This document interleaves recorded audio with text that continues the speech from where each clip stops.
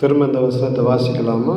ஜென்ம ஸ்பாவமான மனுஷனோ, வாசிங்க, தேவனுடைய ஆவிக்குரியவைகளை ஏற்றுக்கொள்ளான், அவைகள் அவனுக்கு பைத்தியமாக தோன்றும். அவைகள் ஆவிக்கேற்றவரமாய் ஆராய்ந்து நிதானித்து அறியாததனால் அவைகளை அறிய மாட்டான். ஆவிக்குரியவன் எல்லாவற்றையும் ஆராய்ந்து நிதானிக்கிறான், ஆனால் அவன் மற்றவனுக்கு ஆராய்ந்து நிதானிக்கப்படான். கர்த்தருக்கு போதிக்கத்தக்க அவருடைய சிந்தையை அறிந்தவன் யார்? நாங்களோ, எங்களுக்கோ கிறிஸ்துவின் சிந்தை உண்டாயிருக்கிறது. இதில் நீங்கள் யாரு? இது 2 வசனம் படிச்சிங்க. இதில் நீங்கள் யாரா இருக்கீங்க?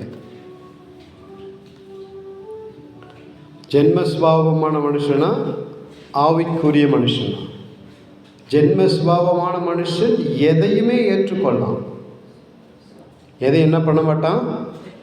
அக்செப்ட் பண்ணவே மாட்டான். நான் பர்ஃபெக்டாக தான் இருக்கேன், நான் எல்லாத்துலேயும் கரெக்டாக தான் இருக்கேன், எனக்கு என்னை பற்றி நல்லா தெரியும் அப்படின்னு சொல்லி என்ன பண்ணுவான்? ஜென்ம சுபாவமான மனுஷன் தனக்குத்தானே நான் பர்ஃபெக்டாக இருக்கேன்னு காமிச்சுக்குவான்.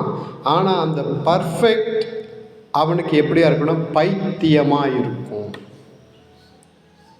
எப்படி இருக்கும்? பைத்தியமாக இருக்கவன் எப்படி இருப்பான்? நல்லா ட்ரெஸ் பண்ணிருப்பானா? கிழிஞ்ச ட்ரெஸ்ஸு போட்டிருப்பான், அழுக்காக இருப்பான். அப்போ நம்ம ஜென்ம சுபாவத்தோடு இருப்போம் அப்படின்னா நம்ம எப்படி இருப்போம்னா, நம்மளும் ஒரு பைத்தியக்காரனை போல தான் இருப்போம். எப்போ வாய் திறக்குதோ பேசிகிட்டே இருப்போம், சிரிச்சுக்கிட்டே இருப்போம். ஏன்னா நான் எப்படியாப்பட்ட இருக்கேன்? ஜென்ம சுபாவமான மனுஷனாக இருக்கேன். அப்போ ஆவிக்குரியவன் எல்லாவற்றையும் ஆராய்ந்து நிதானிக்கிறான்.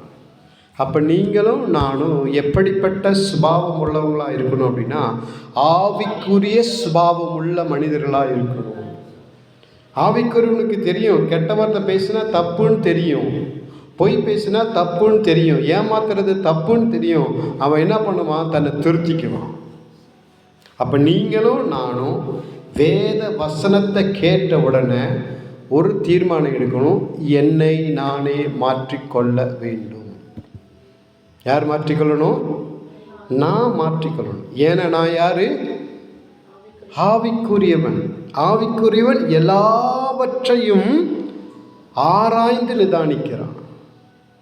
ஆவிக்குரியவனா நீங்களும் நானும் இருக்கணும்னு ஆண்டவர் விரும்புகிறவராக எல்லாவற்றையும்